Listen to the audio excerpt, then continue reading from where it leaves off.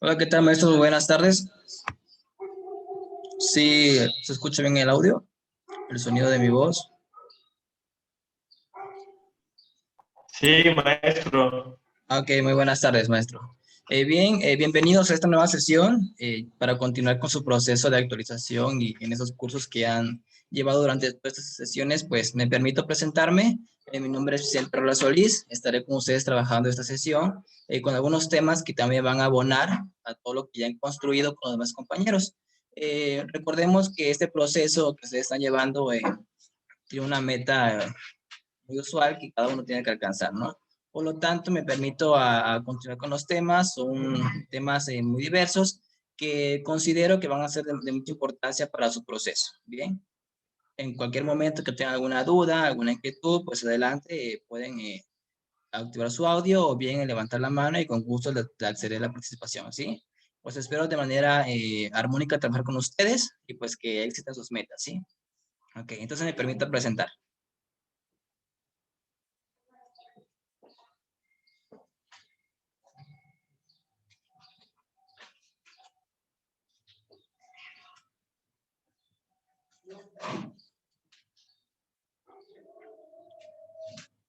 Muy bien. El primer tema que vamos a conocer hoy, maestros, es acerca de la Comisión Nacional de los Derechos Humanos, con sus siglas CNDH.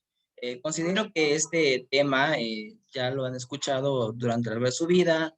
Considero que todos hemos tenido situaciones, algunos percances, en los cuales pues, nos hemos referido o también citado estos ciertos derechos. Normalmente, dentro de las materias que tienen que ustedes revisar, se encuentra la Comisión Nacional de los Derechos Humanos, ¿sí? Recordemos que esta parte de los derechos humanos, cada nacionalidad tiene un concepto distinto y una comisión distinta.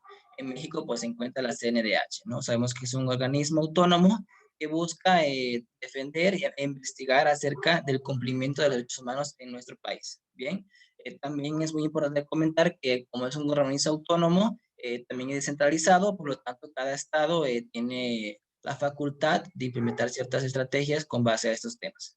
Bien, bueno, pero antes de comenzar, hay que definir el concepto como tal de derechos humanos. Bueno, los derechos humanos, lo voy a leer de manera textual, son el conjunto efectiva, resulta indispensable para el desarrollo integral del individuo que vive en una sociedad, ¿sí? Por lo tanto, esos derechos humanos nos permiten a nosotros como seres validar y también promoverlos a ellos. Recordemos que en el momento que nacemos dentro del país tenemos el derecho, ¿sí? Como si suena muy redundante, nos otorgan ciertas virtudes que poseemos por el hecho de ser seres humanos, no ser seres vivientes en este planeta. Recordemos también que son universales, por lo tanto no únicamente los vamos a adquirir dentro de nuestra nacionalidad, sino que también fuera de ella, ¿bien? Bueno, nuestro concepto de derechos humanos, como ya les comentaba, también tiene ciertos fundamentos. Uno de ellos es la dignidad y el valor de la persona humana. Bien, de alguna manera estos derechos humanos se encuentran con base a esto, que es la dignidad y la valor humana, porque de alguna manera se encuentran regidos o han sido reconocidos por ciertos instrumentos, ¿no? Ciertos instrumentos, ciertas organizaciones, ciertas, tanto nacionales como internacionales, que han validado el cumplimiento y el desarrollo de estos derechos. Bien, como les comentaba, no es una cuestión nacional, sino también internacional. Por lo mismo, hay ciertos organismos como la Declaración Universal de Derechos Humanos que ha venido como conceptualizando esta idea de los derechos humanos, ¿sí? Otro instituto o otro organismo es el Pacto Internacional de Derechos Económicos, Sociales y Culturales, que también abona al concepto de derechos humanos, que va dirigido, va de la mano con la Declaración Universal.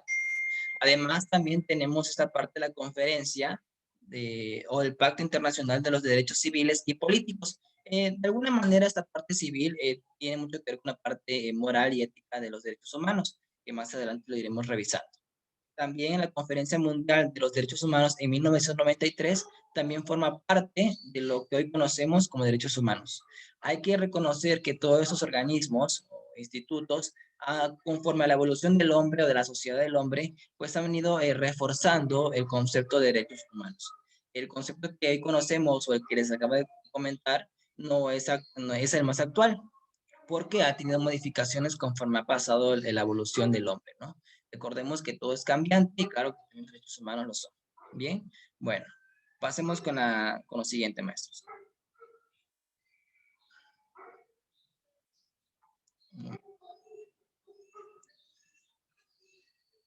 Muy bien, como les comentaba, hay ciertas características que definen a los derechos humanos. Dos de ellos son que son universales, son indivisibles e interdependientes. ¿Por qué o qué tienen que aclararnos con estos conceptos?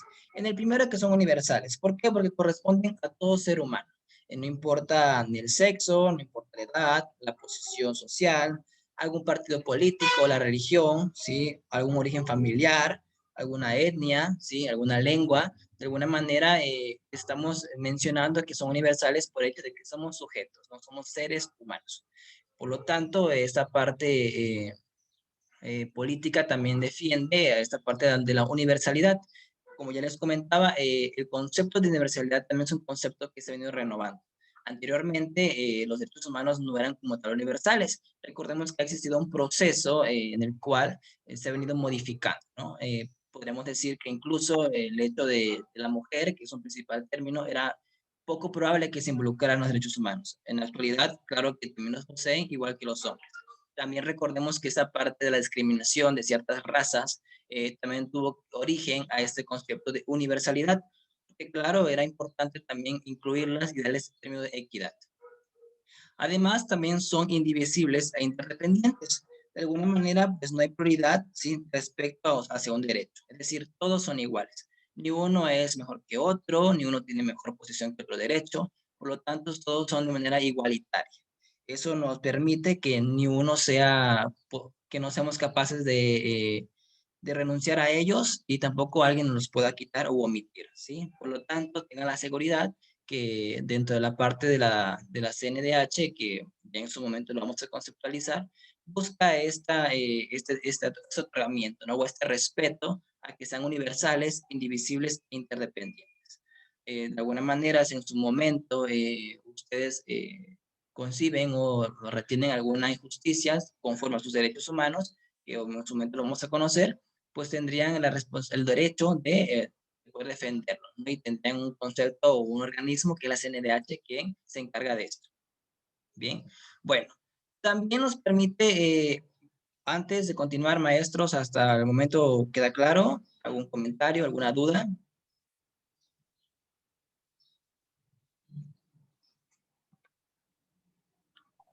No, para mí. Todo claro.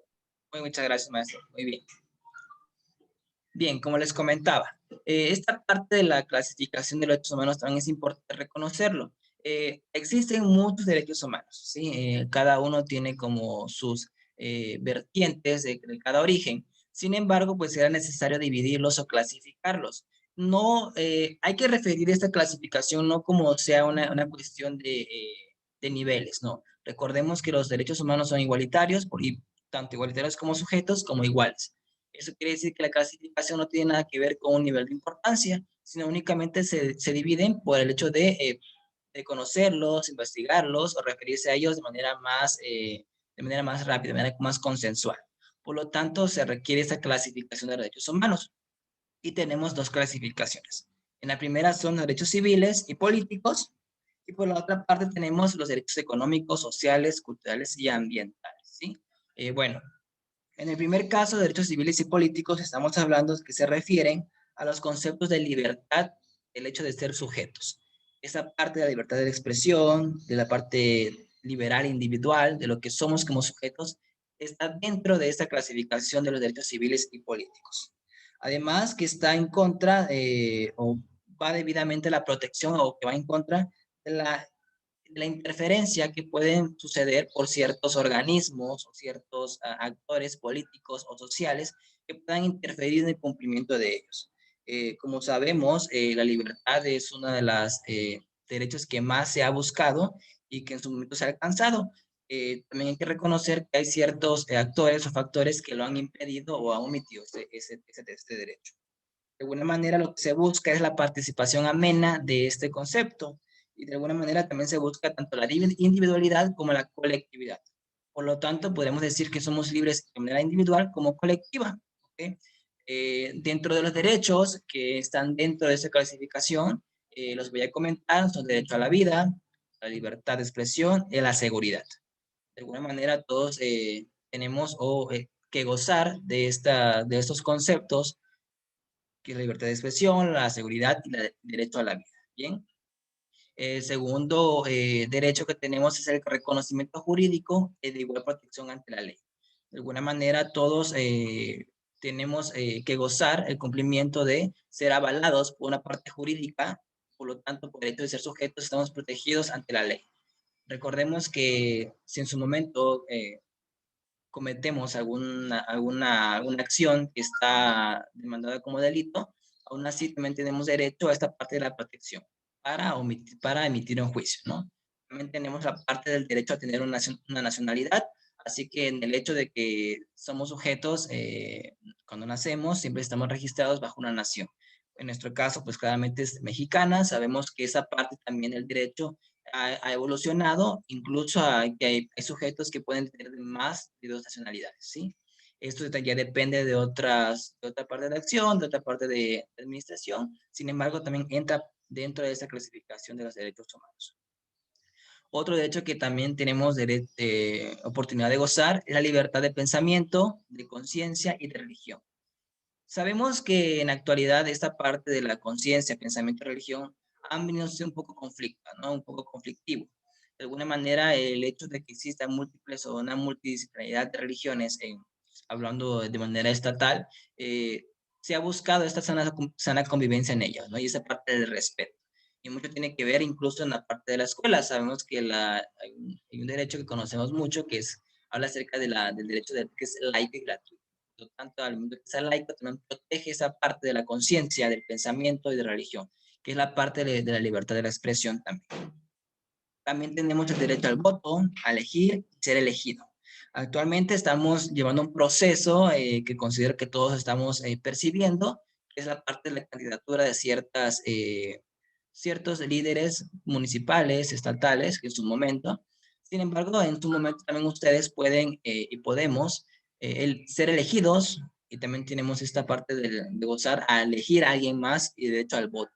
Sabemos incluso que esta parte del derecho al voto también ha sido una de las cuestiones más demandantes y que ha tenido un proceso histórico para poder ser alcanzados. Recordemos que esa parte del voto, habían sectores sociales como la sociedad marginada y las mujeres que no tenían el derecho, ¿sí?, de poder gozar esta virtud. Ya que dialogamos acerca de los derechos civiles y políticos, que es la primera clasificación, ahora pasaremos a la parte de los derechos económicos, sociales, culturales y ambientales. Esta clasificación es la segunda, que como ustedes pueden observar, abona o reúne a más sectores como lo económico, social, cultural y ambiental. Sin embargo, todos buscan un mismo fin, ¿no?, que es el cumplimiento al gozo de estas virtudes.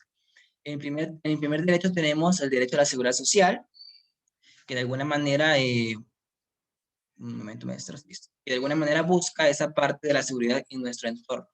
Hablando de manera social, ¿no? Sabemos que vivimos en un entorno que está vivo en política, sin embargo, lo social está dentro de nuestro ente como sujetos. El derecho al trabajo también es una de las responsabilidades que tenemos por esta Comisión de los Derechos Humanos. El derecho a una educación, sabemos muy bien que este artículo ya lo tenemos muy conocido, muy renombrado, y es el cual estamos regidos muchos de nosotros.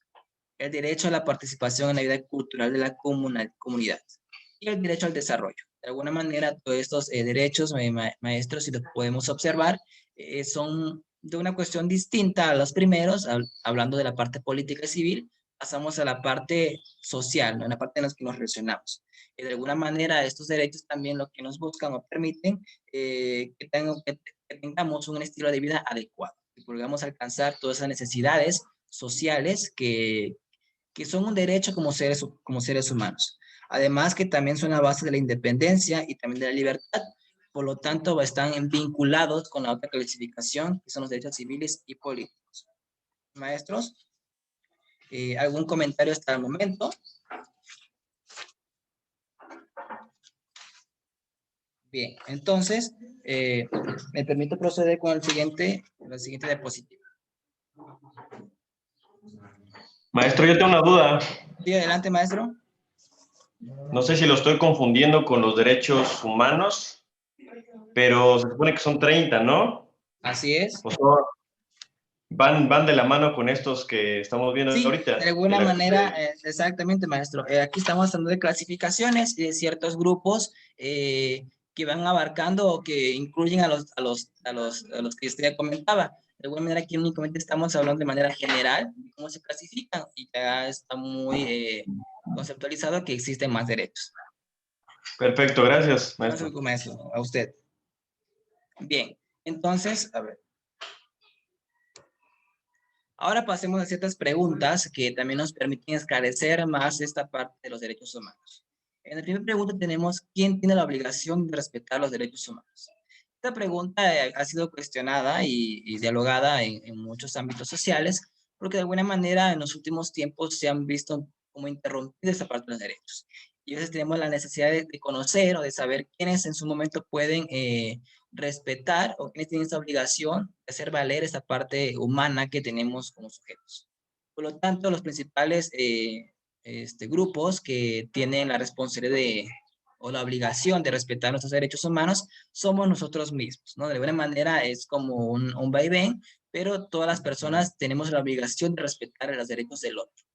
En su momento hay ciertas categorías sociales que han tenido la dificultad o han tenido esa parte de equívoca de interrumpir o de violar ciertos derechos por el simple hecho de poseer alguna especie de poder, tanto político o jurídico, sí, o un poder social, económico, que por lo tanto le considera a este sujeto que tiene o le permite a él mismo violentar el derecho a otro. Sin embargo, es una manera equívoca y queda muy claro que todos estamos obligados a respetar al otro.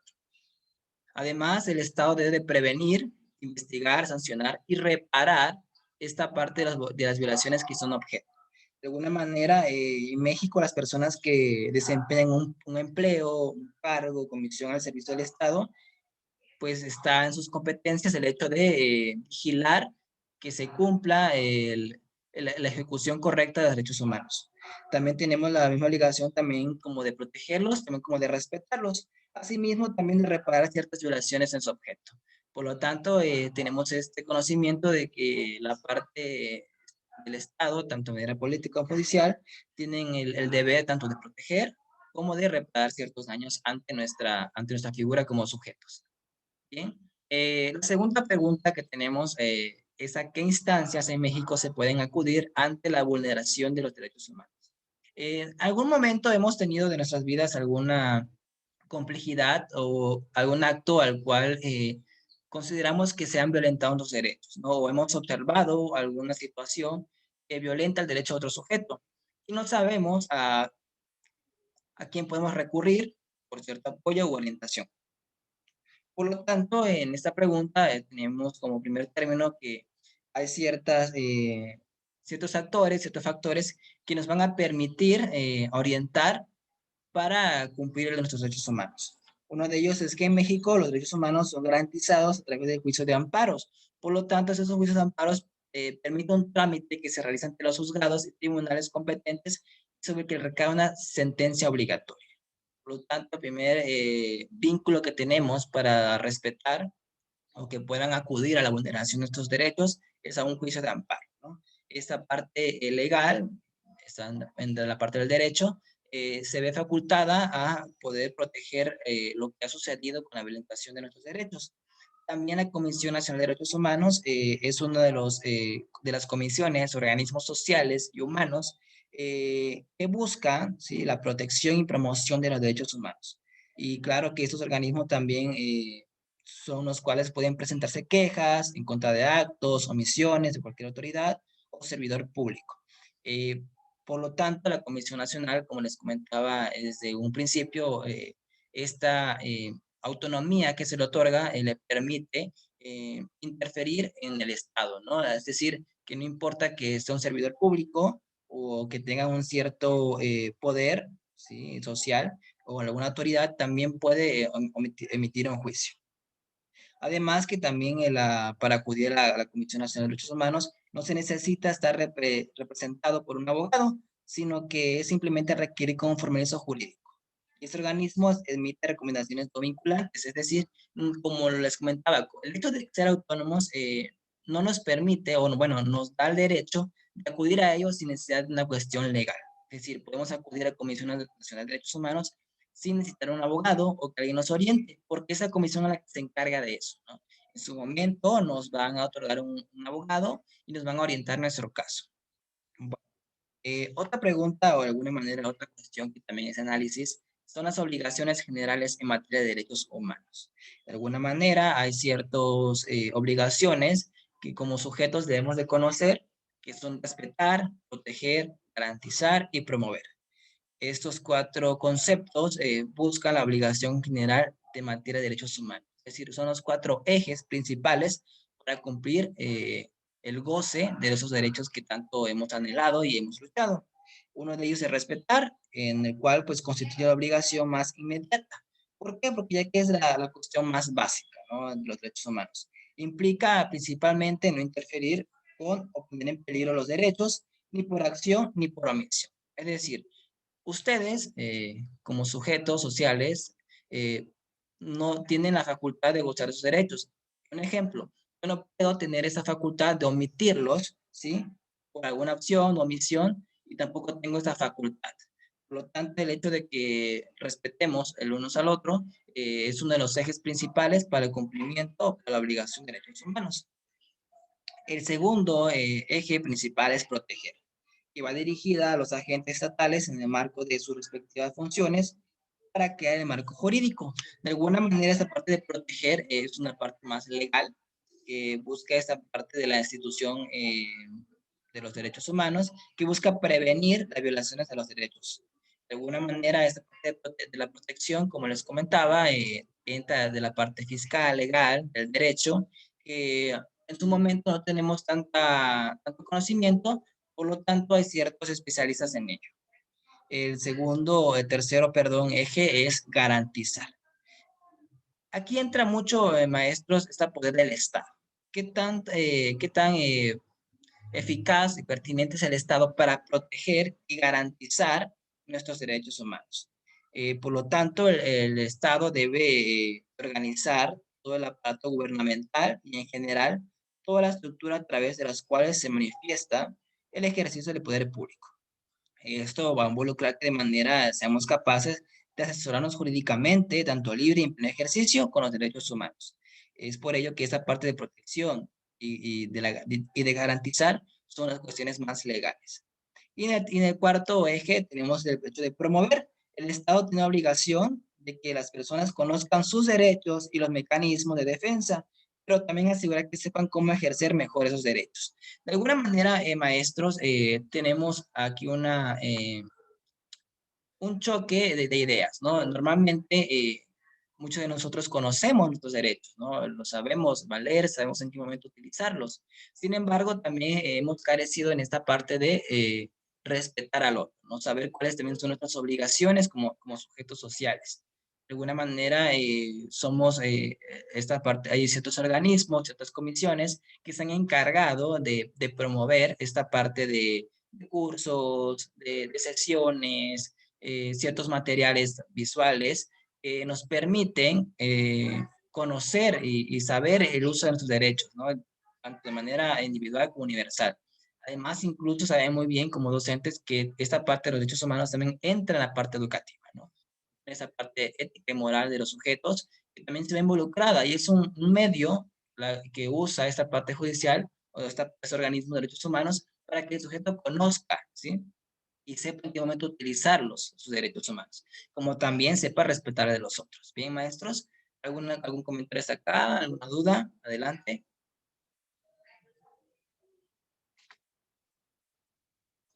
Bueno, eh, ya que esclarecimos ciertas preguntas, ciertas ideas que son importantes para conceptualizar el hecho de los derechos humanos, ya hablamos acerca de esta parte de concepto, de ciertas preguntas de análisis. Ahora pasaremos a esta parte de... Un momento, maestro, no quiere avanzar mi diapositiva.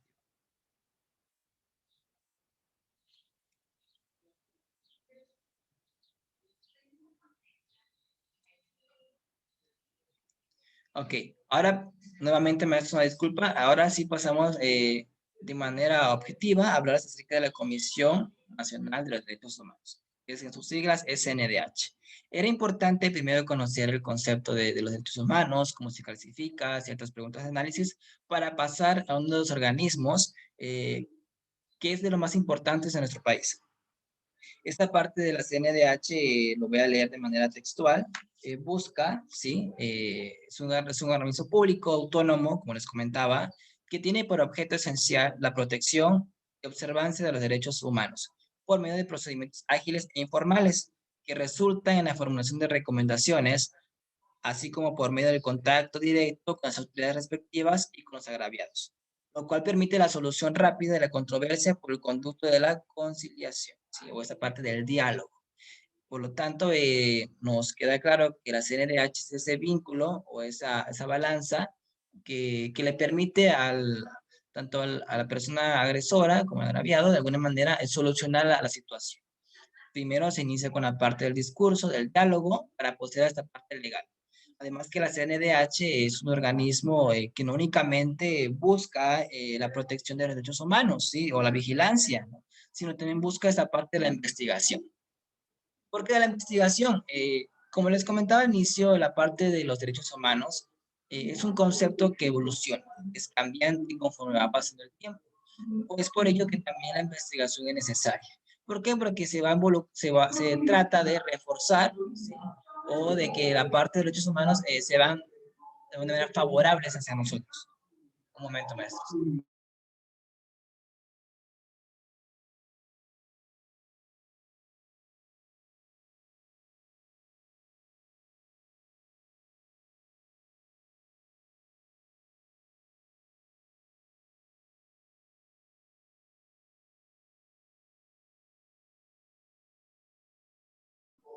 Listo, maestro, una disculpa, es que estaba en el sonido afuera.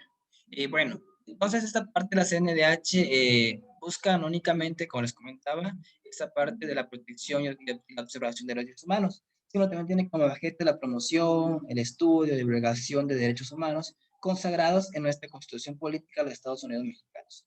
Y también busca el vínculo con los tratados internacionales que México integra a su sistema jurídico por medio de la aprobación del Senado. Sabemos que México no es un país individualista, que siempre está rodeado por otros países, y los cuales también ha tenido ciertos tratados de manera legal, que nos permite también el libre tránsito, como también, si en su momento cometemos algún acto que se vea como delictivo, pues esta parte de proceso legal, ¿no? De un país a otro, como también de las cuestiones legales. Bueno, maestros, esta parte de la CNDH también es muy importante recalcar que se fundó el 13 de febrero de 1989, que es como un concepto histórico, también que buscaba esta parte de la importancia de los derechos humanos, ¿no? Después de que hubo un movimiento social, México se vio la necesidad de crear esta comisión para la protección de sus ciudadanos, ¿no? Que es la parte del mexicano. Y maestros, bueno. ¿Algún comentario hasta acá? ¿Alguna inquietud? ¿Lo podemos comentar? Ok. Bueno, ya que platicamos un poco de la Comisión Nacional de Derechos Humanos, maestros, vamos a continuar con otro tema, ¿bien? Otro tema que también es de mucha importancia en el proceso que ustedes están llevando, que es este tema de la zona de desarrollo próximo, ¿no? Yo considero que este concepto ya lo han revisado o tienen algún conocimiento base. Sin embargo, desde mi perspectiva, y perdón, no desde mi perspectiva, sino de la perspectiva de los sectores educativos, ven necesario también revisar este tema, ¿no? Como uno de los requisitos. Un momento para que...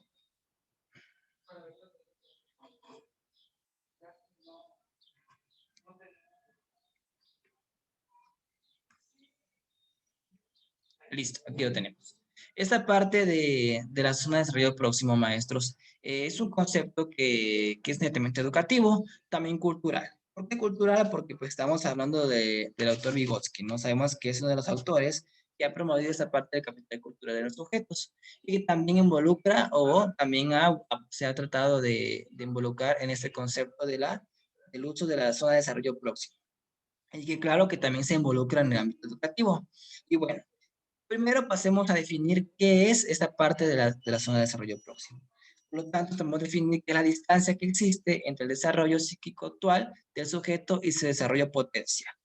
Estamos entendiendo que es esta parte del conocimiento actual que poseemos y la distancia que tenemos a la potencia de este. Recordemos que la educación lo que busca es utilizar o promover los conocimientos que ya poseemos y mejorarlos, ¿no? Para llegar al punto de la comprensión y llegar a ese aprendizaje significativo que tanto esperamos como como docentes. Y bueno, este concepto también nos señala que los estudiantes pueden hacerlo de alguna manera con ayuda del otro, todo buscando el desarrollo personal. De alguna manera, este desarrollo próximo permite o nos da la apertura de que el sujeto va a aprender de manera social. Sabemos que como alumnos en su momento se interactúa con compañeros, con docentes que abonan al capital académico que ya tienen para poder alcanzar lo nuevo. Por ello que buscan que esta zona de desarrollo próximo sea promovida o estimulada para su crecimiento perdón, para su crecimiento personal y académico. Además, esta parte de la zona de desarrollo próximo, maestros, también tiene mucho que ver con el proceso de maduración del sujeto. Yo considero, o sea, he considerado que en la parte psicológica, este concepto del desarrollo próximo, que está dentro de la cognición, dentro del cerebro del sujeto, eh, cambia, ¿no? Evoluciona, se adapta a un cierto entorno. No es el mismo el desarrollo próximo que teníamos en primaria, en preescolar, al que poseemos actualmente. Es por ello que esta parte de la zona de desarrollo próximo está muy involucrada con los procesos de maduración. ¿Por qué? Porque de alguna manera lo que busca es ello, ¿no? Promover estas zonas que aún no han madurado, que no se han estimulado o promovido. ¿Por qué? Porque de alguna manera lo que tiene el sujeto en este momento, si se desarrolla, si se promueve de manera escolar, se vamos a alcanzar un proceso de maduración del sujeto. Y claro que esto va a tener como resultado alcanzar la madurez y también un estado distinto al que poseía.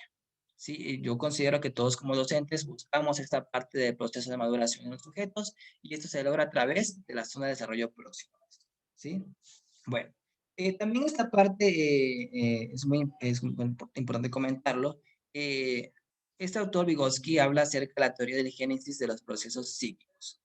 Como les comentaba, este autor, aparte de que habló de la parte cultural, académica, escolar, ingresó a esta parte de la zona de desarrollo próximo y también estipula cierta teoría que tiene que ver con la zona de desarrollo próximo. De alguna manera, son procesos psíquicos superiores, los cuales nos permiten relacionarnos con nosotros. Es por ello que es importante de comentarlo porque con base a ellos se denotan ciertos momentos.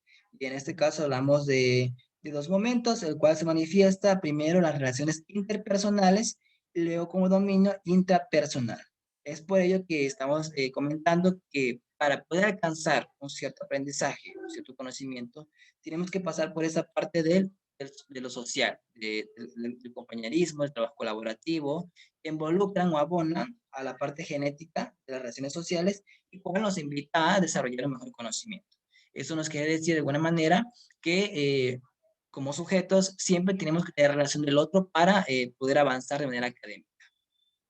Es por ello que en el primer momento tenemos la parte interna, el conocimiento que poseemos, para pasar a la extrínseca, ¿no? Esa parte que nos abona los sujetos con los cuales convivimos, ¿sí? Tanto de manera académica, social, en la familia. Bien, y bueno, también es necesario también comentar que para estimular la estimulación de la zona de desarrollo próximo, tenemos ciertas estrategias, ¿no? Ciertas ideas que nos van a permitir dentro del salón de clases poder estimular esta zona de desarrollo próximo. Tenemos como entendido que la zona de desarrollo próximo es este momento en el cual, con base al conocimiento que el alumno posee, nosotros con ciertas estrategias vamos a llevar un proceso de maduración y claro, el conocimiento va a aumentar, ¿no? Va a mejorar a una cuestión favorable. Por lo tanto, existen ciertas actividades que nos permiten promover esta zona de desarrollo próximo, las cuales vamos a comentar en este momento. Antes de continuar, ¿hay alguna duda o algún comentario acerca del concepto de desarrollo, el concepto sobre la zona de desarrollo próximo? ¿Todo bien, maestros? Bueno, entonces continuamos. Hay ciertas actividades, como les comentaba, para estimular la parte de la zona de desarrollo próximo y claro que es donde entra la parte o la figura del profesor. Es muy importante que todas esas estrategias, si nosotros como docentes queremos involucrarnos en la estimulación de esta parte proximal del cerebro del sujeto, pues tenemos que recurrir a estas estrategias. En el primero tenemos modelar el comportamiento por imitación, brindando al estudiante una imagen que le recuerda los niveles de ejecución. Estamos hablando de la parte de la imitación del sujeto. El sujeto aprende de manera fotográfica como visual, ¿no? Eso está más, ha sido muy claro, ha sido un tema que se ha conversado, por lo tanto el sujeto va a mejorar el comportamiento imitándolo. De alguna manera como docentes, una de las estrategias que comúnmente usamos es la ejecución de problemas. ¿Mediante qué? Mediante los ejemplos. O bien mediante ciertos ejemplos que se asemejen a su situación social. Por lo tanto, le permitimos al sujeto una imagen que ellos conozcan, que ellos se sientan cómodos con ellas para resolver un cierto problema, ¿no? Siempre recurrimos a ejecutar primero una idea o un problema para después brindar al sujeto que lo haga de manera propia. Y es donde entra esa parte del desarrollo próximo, ¿no? Para que el sujeto pueda estimularse a sí mismo, tenemos como docentes iniciar primero con la imitación o el ejemplo. De alguna manera, buscamos esta parte de la imitación para que el sujeto pueda continuar con ello. Como les comentaba, esta parte del comportamiento de imitación le brinda al estudiante una imagen más completa, más consensual, que le permita recordar el proceso de un cierto problema, tanto en matemáticas como en español, que le permita a él ejecutar de manera propia, ¿no? La segunda idea que tenemos es la retroalimentación y la autocorrección. Un momento, maestro.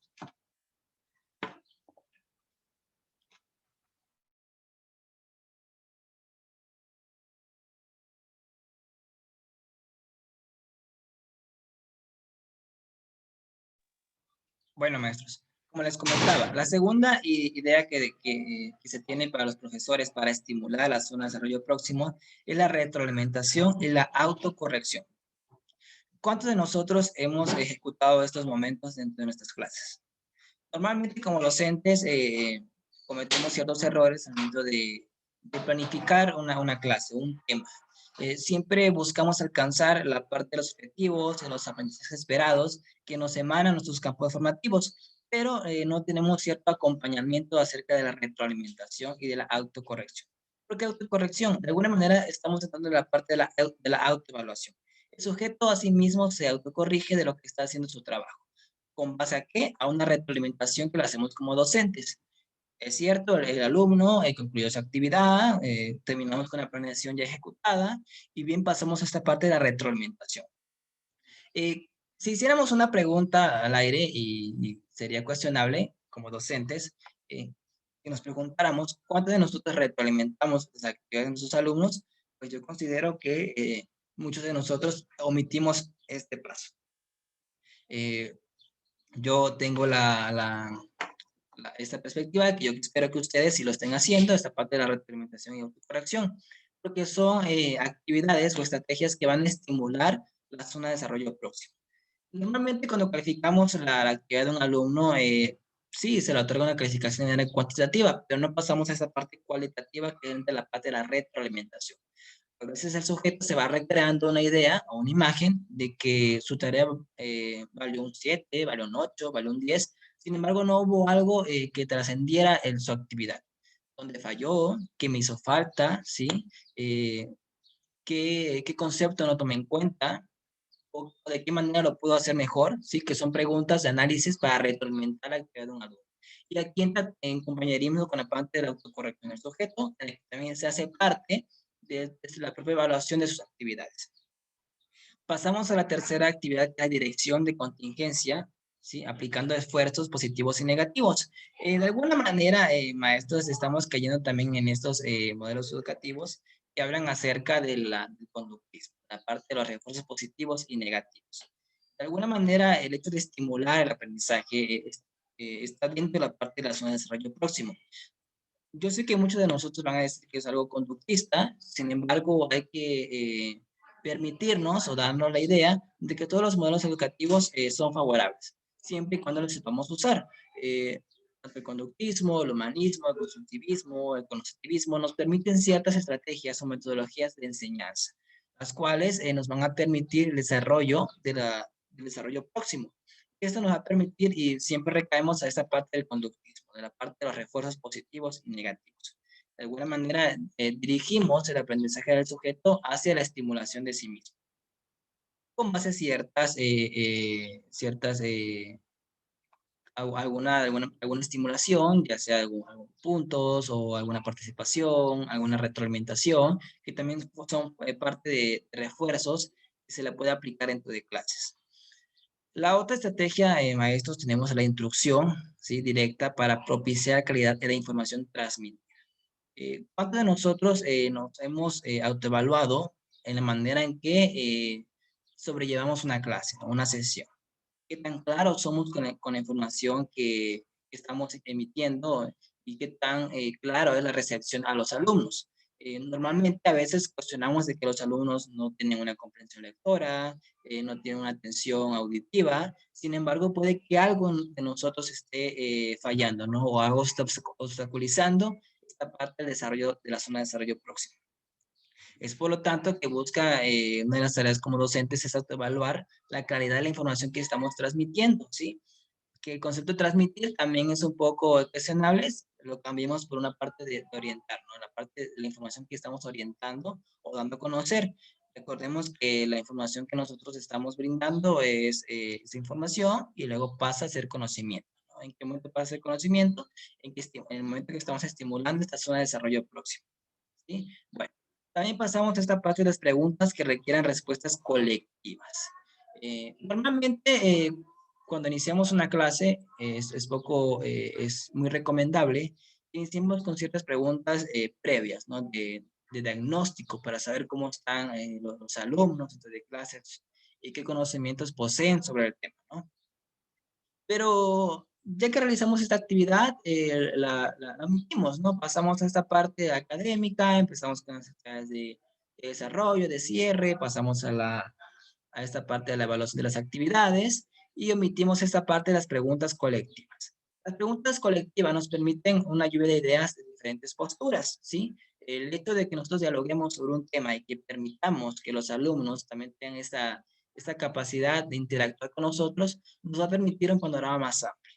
Recordemos que cada uno de los sujetos tienen experiencias, tanto formales como informales, durante el resto de su vida, que también abonan al ambiente que estamos desarrollando, ¿no?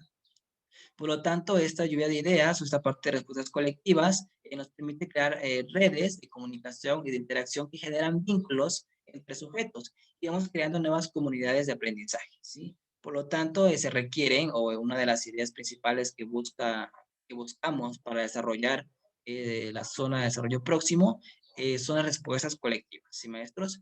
Por lo tanto, dentro de este tema se le invita al docente que incluya en sus planeaciones, en sus actividades diarias, en su práctica docente, el generar preguntas, tanto de inicio, desarrollo, como también de cierre, que le permitan a los sujetos interactuar con nosotros, ¿sí? Esto nos va a permitir también que el sujeto conozca nuestra postura, como nosotros también conocer la postura de nuestros alumnos. Y a veces este proceso estimula un ambiente distinto, ¿no? A veces creemos que tenemos un ambiente tenso, pero hecho que le permitimos al sujeto dialogar, también conocemos sus intereses e inquietudes sobre los temas, ¿sí, maestros? Bien. ¿Hasta aquí alguna pregunta, algún comentario?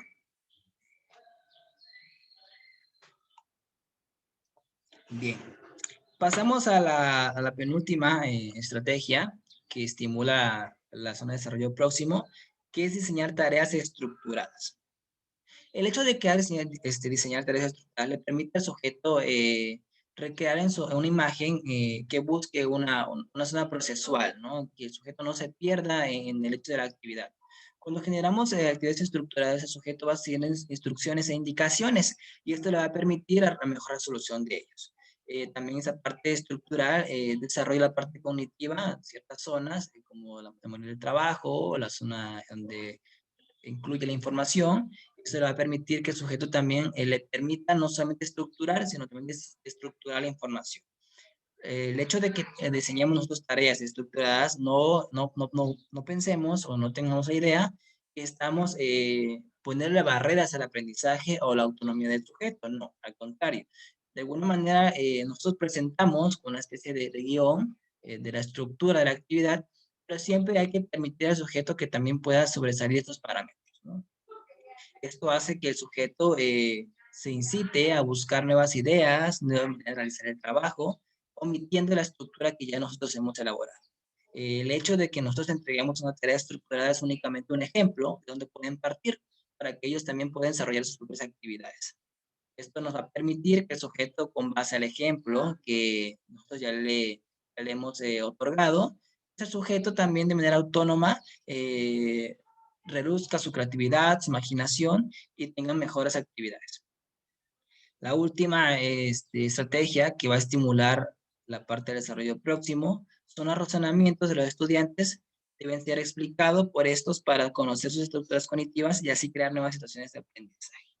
Esta estrategia va muy de la mano con la parte de las preguntas colectivas. En esta parte, los razonamientos de los estudiantes van explicados de una manera estructurada cognitivamente que nos va a permitir nuevas situaciones de aprendizaje.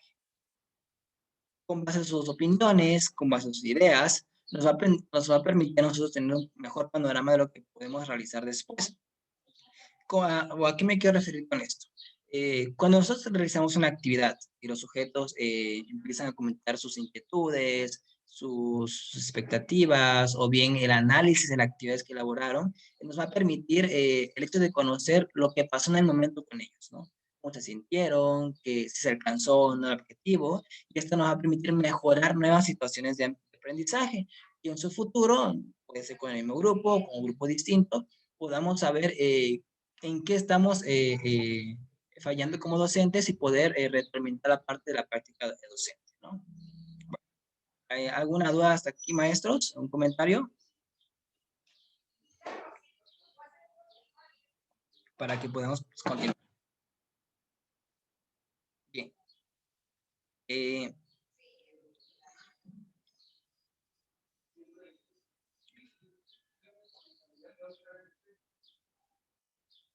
Si me detengo un momento, maestros, es porque algo está pasando con mis diapositivas y no me permite avanzar.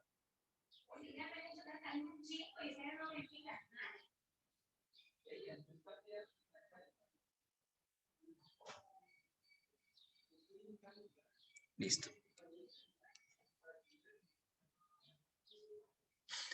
Bueno, continuando con el tema, maestros, de la zona de desarrollo próximo, vamos relacionado con la parte didáctica.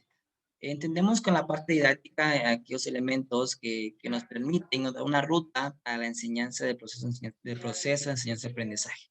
Sabemos que la didáctica es uno de los elementos fundamentales pedagógicos para nosotros como docentes, pero también la zona de desarrollo próximo se vincula con esta parte de la didáctica educativa, ¿no?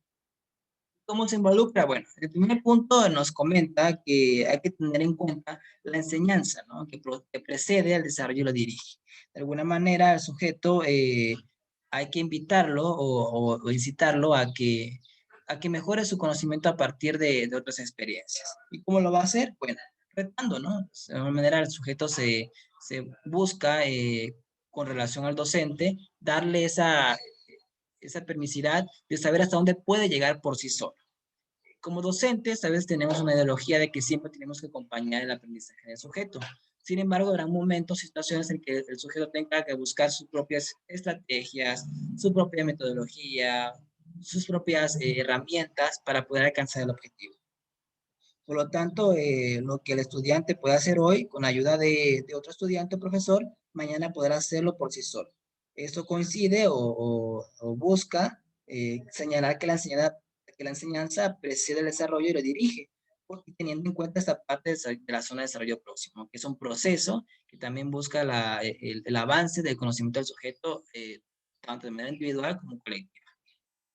La parte de la cooperación sin comunicación es una cuestión también que está dentro de la parte de la zona de desarrollo próximo. Sabemos que la cooperación no puede ir sin la parte comunicativa.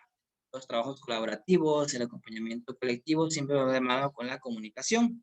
Y esto nos va a permitir que tengamos en cuenta ciertos principios didácticos, ¿no? Que en el caso del proceso de enseñanza-aprendizaje, la comunicación es fundamental. Y pues ya que considera ciertas influencias educativas en que lo generan, ¿no? Por eso la parte humana que tenemos, la esencia humana, no nos permite ser individuales, sino siempre colectivos. Y por lo tanto, la parte de la zona de desarrollo próximo también se halla en condiciones de actividad y comunicación, ya que a través del proceso colaborativo el sujeto va creando líderes, va creando ciertas distribución de tareas que le invitan al sujeto a ubicarse en una cierta zona en la cual son mejores, tienen una inteligencia más desarrollada. Eso le va a permitir trabajar de manera colaborativa, ¿no? Y la parte de la complejidad en los productos también entra dentro de la didáctica. Sabemos que las actividades o productos también son un elemento de la didáctica, de la enseñanza. Y bueno, algo que es muy importante resaltar en este aspecto es que la zona de desarrollo próximo se alimenta o avanza conforme a la complejidad de las actividades. Cuando el sujeto está en una situación de equilibrio, de una zona de confort, en la que él considera que ya tuvo el conocimiento significativo, que ya se apropió del conocimiento, de la información y la convirtió en conocimiento, no quiere decir que el sujeto ya esté completo para su proyecto de vida. No. Lo que busca con la zona de desarrollo próximo es darle un poco más de complejidad a las actividades que elaborar. Bueno, si yo sé que mi alumno ya alcanzó este aprendizaje esperado, ahora voy a tratar de hacerlo un poco más retante, ¿no? Que el sujeto se reta a avanzar, a buscar algo nuevo, algo que también sea complejo y que veamos cómo se desenvuelve en esta parte, ¿no? Cómo esa parte mecánica también se va a ver afectada o de manera favorecida en el momento de nuevas actividades. Esto le va a permitir al sujeto avanzar y apropiarse de nuevas estrategias, de nuevas actividades, ¿sí? Y claro, esto va a permitir que tengamos estudiantes con mejores alcances cognitivos y académicos. Claro, lo que busca la zona de desarrollo próximo es potenciar el desarrollo de las funciones psicológicas, ¿no? Y eso nos va a denotar que el sujeto va madurando de manera académica. Bien, es muy importante conceptualizar esta parte de la zona de desarrollo próximo y la importancia que tiene en el aula educativa. De alguna manera, sabemos que la zona de desarrollo próximo es de ámbito psicológico, sin embargo, en conjunto con la didáctica, con esta parte educativa, pues vamos a desarrollar mejores alumnos, ¿no? Y claro que siguiendo estas ideas que ya les comenté como docentes, pues vamos a tener a sujetos que puedan estimular y madurar de manera cognitiva. Bueno, hasta aquí, maestros, ¿alguna duda sobre el tema de zona de desarrollo próximo? ¿Un comentario?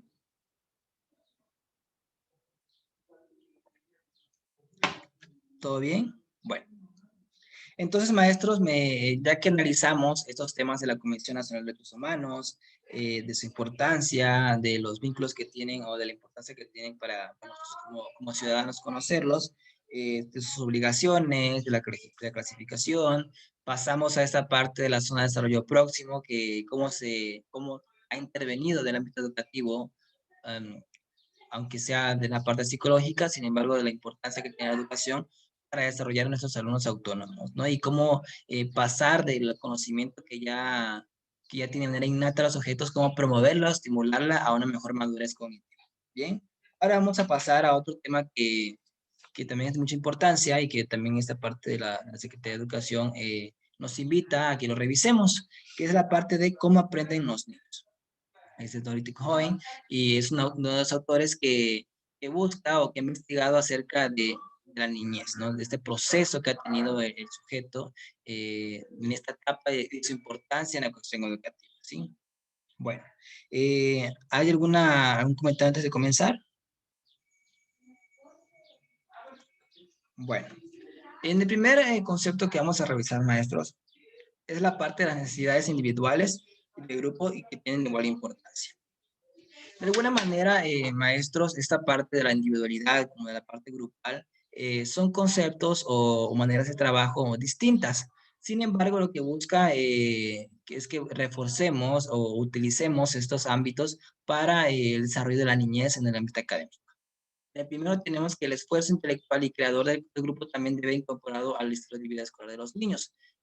Normalmente cuando estamos dentro de clases, y las actividades que promovemos a veces no tenemos en cuenta las necesidades, ¿sí? O el estilo de vida escolar de los sujetos. Eh, y tiene que ver mucho con el aprendizaje situado, ¿no? El aprendizaje situado tiene mucho que ver con el estilo de vida, costumbres, ciertas vivencias que tienen los sujetos. Por lo tanto, cuando nosotros involucremos esta parte de la enseñanza, tenemos que también tener mucho en cuenta el estilo de vida de los niños. Eh, a veces como docentes caemos en un error en el hecho de que somos egresados de una normal, de una universidad pedagógica nacional, de una universidad privada, de pedagogía, y caemos en el error de que por el hecho de estar en una escuela urbana, tratamos de imponer cierta ideología urbanizada a un contexto rural, por ejemplo. ¿Qué pasa cuando como docentes tenemos que estar involucrados con un contexto rural y nosotros estamos utilizando ciertas estrategias urbanas? Empieza este choque cultural, choque ideológico entre ideologías. Un ejemplo que siempre se ha utilizado es que cuando utilizamos actividades hay que tratar de incorporar la necesidad de los sujetos. Cómo viven, cómo son sus familias, a qué se dedican, cómo es su contexto, qué es lo que los rodea, ¿sí? Por ejemplo, no puedo ir con un ejemplo y decir, tengo una pizza, la divido en 8 pedazos, me como 3, ¿cuántos pedazos me quedan? Cuando el sujeto ni siquiera reconoce la parte de la pizza, ¿no? O sea, o utilizar los colores de los semáforos en actividades lúdicas que usamos, ¿no? En actividades por ejemplo, esa actividad del semáforo, decimos, vamos a jugar a la actividad del semáforo. Cuando el sujeto en una zona rural ni siquiera identifica qué es un semáforo, ¿no? Por lo tanto, busca que cuando nosotros creemos esas actividades de manera intelectual, tratemos de interactuar con los sujetos, ¿no? Primero conocer su ambiente, cómo se involucran, cómo viven, para que pues, también el sujeto se interese en esas prácticas educativas, ¿bien? Bueno, la parte también hay que incorporar, reconocer es que esta parte de la escuela informal también es muy necesaria, tanto como la formal, porque la informal de alguna manera ya se desarrolla, ¿no? En ella crea vínculos tanto éticos, morales, convive con la familia, con los amigos, interacciona con otros juegos, y el sujeto se va involucrando de manera informal y también aprende ciertas habilidades, ciertas, eh, ciertas actitudes que generan fuera de clase y que también se ven reflejadas dentro de ella, ¿no? Pero también hay que tener en cuenta que el aprendizaje informal abona el capital informal que nosotros como docentes estamos involucrando. Los niños también hay que considerarlos dentro del salón de clases, que deben ser de una manera heterogéneamente agrupados. De alguna manera, el hecho de que tengamos muchas características distintas en un salón de clase nos permite que los sujetos aprendan del otro, ¿no? El hecho de involucrar a un grupo de manera heterogénea busca que cada sujeto tenga una particularidad de enseñar como de aprender. Recordemos que cuando trabajamos de manera colaborativa, los alumnos también se enseñan a sí mismos y también adquieren ciertas figuras como líderes que van promoviendo el aprendizaje. Además que es importante que, para este autor comenta que es importante vigilar este desequilibrio que puede haber en los grupos. Normalmente a veces lo ideal, según este autor, para que los niños obtengan un mejor ámbito de aprendizaje, es que los alumnos tengan un equilibrio con sus características. Normalmente sé que estamos hablando de un término de equidad, de igualdad, por lo tanto tienen que haber ciertos rasgos que compartan con nosotros. El autor de manera muy tajante lo comenta que si hay sujetos que presentan ciertas necesidades o compromisos cognitivos, también tienen que ir a la par o en concordancia con los sujetos que no tienen estas necesidades. ¿Para qué? Para que estos alumnos se vuelvan de buena manera asesores dentro del aula, ¿no? Es decir, si el docente permite desarrollar el aprendizaje, también entre los alumnos creen como parejas o equipos se puedan apoyar entre ellos. Además, hay que tener en cuenta esta parte de la magnitud de los grupos. Es recomendable, o lo que para este autor nos comenta, que es necesario que los grupos no sean que sean numerosos. ¿Por qué numerosos? Porque el sujeto va encontrando nuevos amigos, relaciona con otros compañeros, ¿sí? Tiene más sujetos que conocer, que investigar, con los cuales relacionarse, con los cuales generar nuevos vínculos, ¿sí? Puede que en un grupo pequeño pues no exista esta posibilidad de generar nuevos amigos, nuevos grupos, nuevos ámbitos o una nueva comunidad, porque recordemos que en un salón de clases es una comunidad.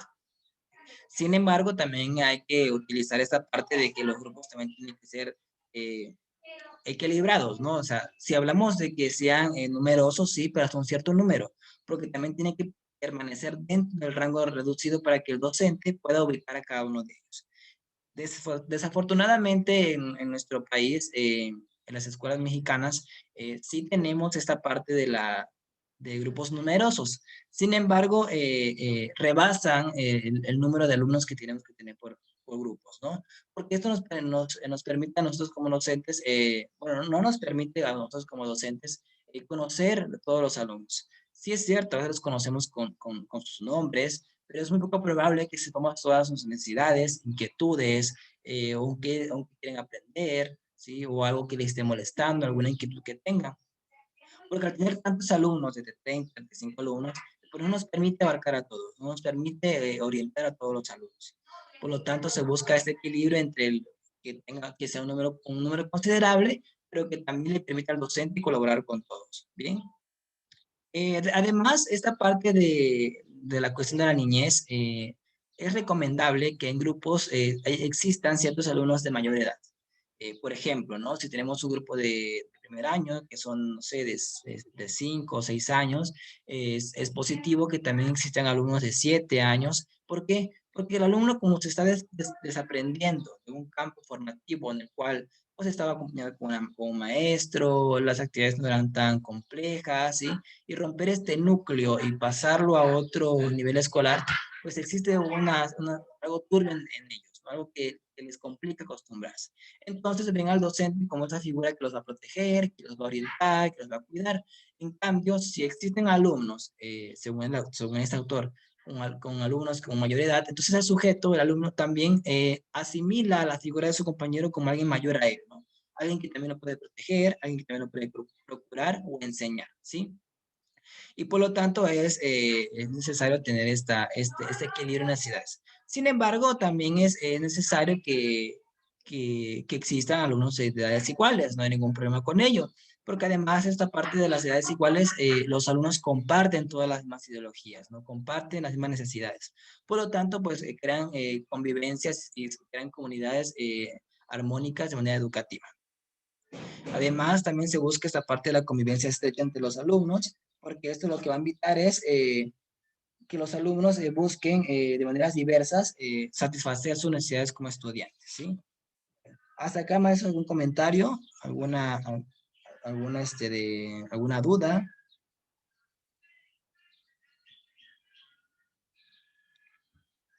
¿Todo bien? Bueno, el hecho de crear alumnos diversos, grupos diversos, maestros, también nos permite que el sujeto cree ciertas organizaciones sociales.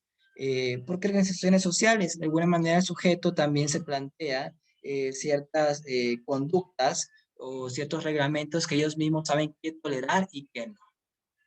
Sabemos que los grupos de los niños también son comunidades políticas que pueden establecer ciertas conductas, las cuales crean ellos que son positivas o no, o sea, desfavorable. Por lo tanto, el hecho de que tengamos un grupo diverso, con edades iguales o desiguales, nos va a permitir que creen cierto reglamento interno entre ellos. Y esto les va a permitir cierto significado, ¿no? Además que de alguna manera los experimentos que buscan con estos sujetos es que desarrolle sus problemas para su estudio. Es decir, de alguna manera los sujetos o los niños buscan esa parte de la individualidad, cómo trabaja en grupo, pero también buscamos como docentes que desarrollemos ciertos problemas para que ellos también estudien.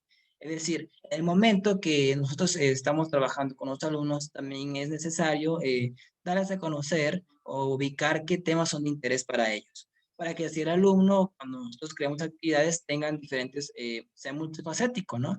Así, por ejemplo, para Juanito, si le gusta más esta parte de las matemáticas, involucrarse más en las matemáticas.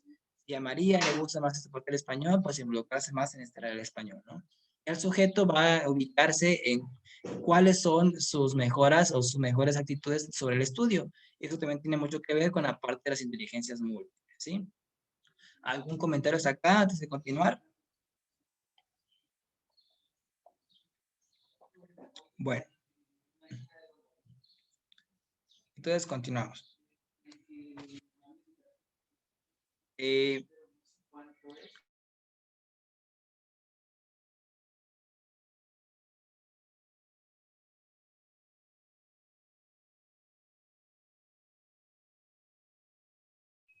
un momento más, eso no quiere avanzar.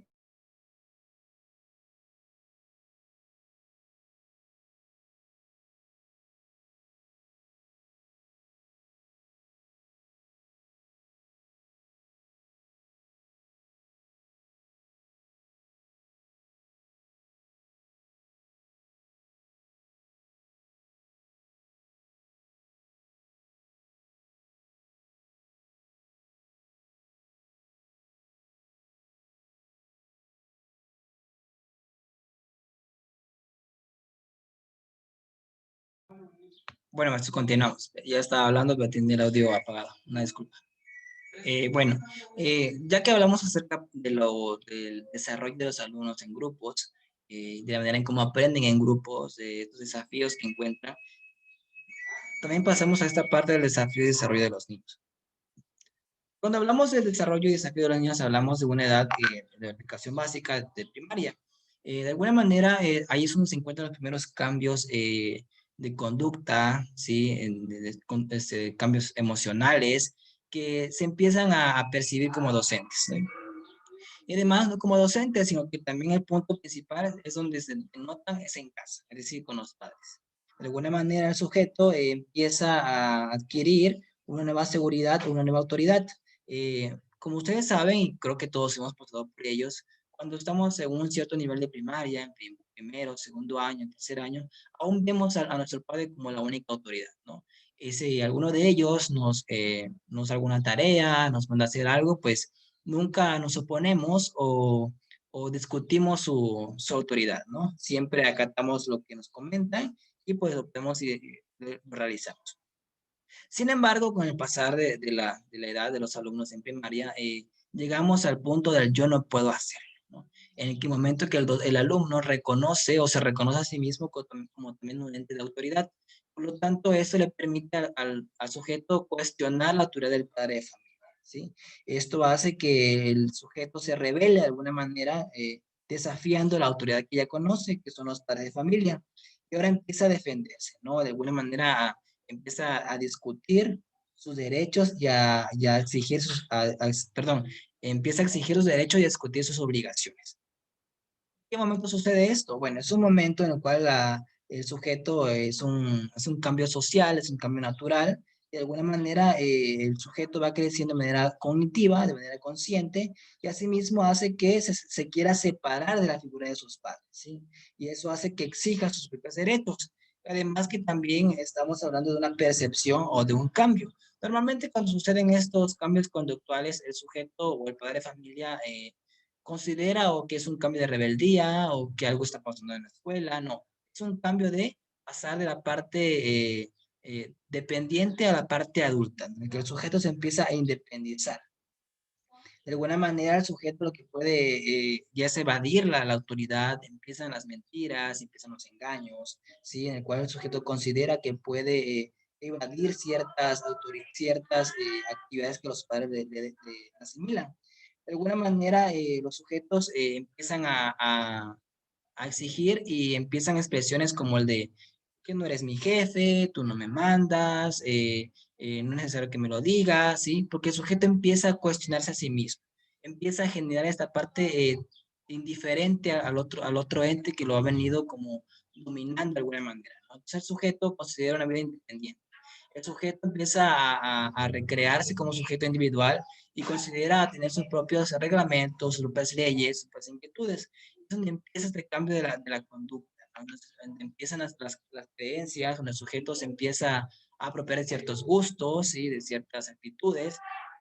Y de alguna manera, cuando esto sucede, como padre de familia, como docentes, no sabemos qué hacer con este tipo de cambios, ¿no? Consideramos que no nos responsabilizamos sobre ellos. Incluso el sujeto empieza a denotar ciertas características que como docentes o como padres estamos emitiendo o que somos ese modelo, ¿no?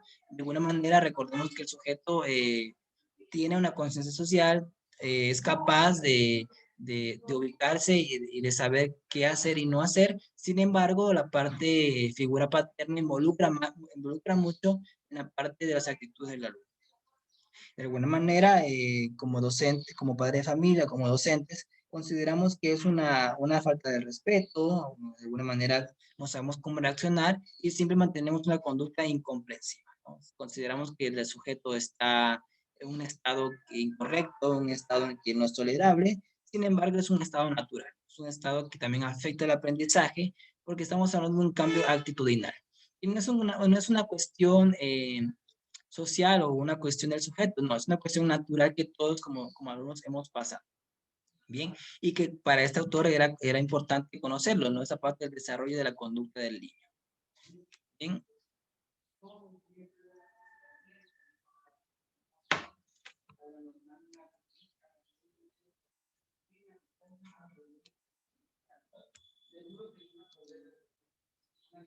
¿Hasta que hay alguna duda, un comentario?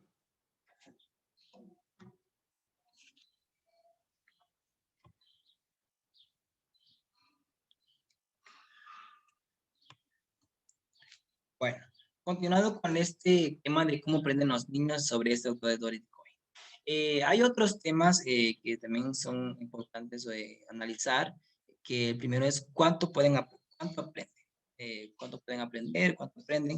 De alguna manera, esta pregunta es de análisis, de reflexión, y saber cómo el sujeto se va, de alguna manera, retribuyendo en su aprendizaje. Los sujetos, de una manera, pasamos de una parte de educación primaria a una parte adulta. Por eso es importante que logren de una manera tal que les permita entrar en la corriente del conocimiento humano, que es un respaldo total para que crezcan como seres humanos pensantes, sensibles y actuantes.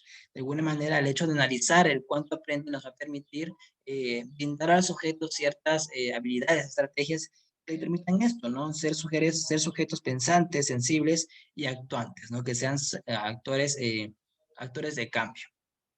Por lo tanto, el primer proceso al cual se tienen que involucrar los alumnos es el impulso al control. De alguna manera, el sujeto cuando está en este momento está en un declive emocional en el cual no tiene control de sus emociones, ¿no? Por lo tanto, hay que buscar la manera en que el alumno pase de la parte impulsiva a la parte del control de sus emociones. Okay. El sujeto en esta edad de la de educación básica, en la etapa de la niñez, llega a un punto en que crea un impulso primitivo, como lo comenta este autor. De alguna manera, lo que buscamos como docentes es que el sujeto tenga la capacidad de comprender el significado de la organización y de la adaptación social. Si continuamos con un sujeto que no sea capaz de manejar o de sentir y en qué momento de notar sus emociones, tendremos un sujeto que aún no es capaz de adaptarse socialmente. Por lo tanto, busca que los niños también pasan poco a poco de un interés de lo personal a lo universal. De alguna manera tenemos un sujeto que es inquietante, ¿no? Que siempre busca algo nuevo, que siempre busca explorar, que llega un momento en que lo que ya tiene no le satisface, ¿no? Y por lo tanto llega a un punto del desinterés a la educación.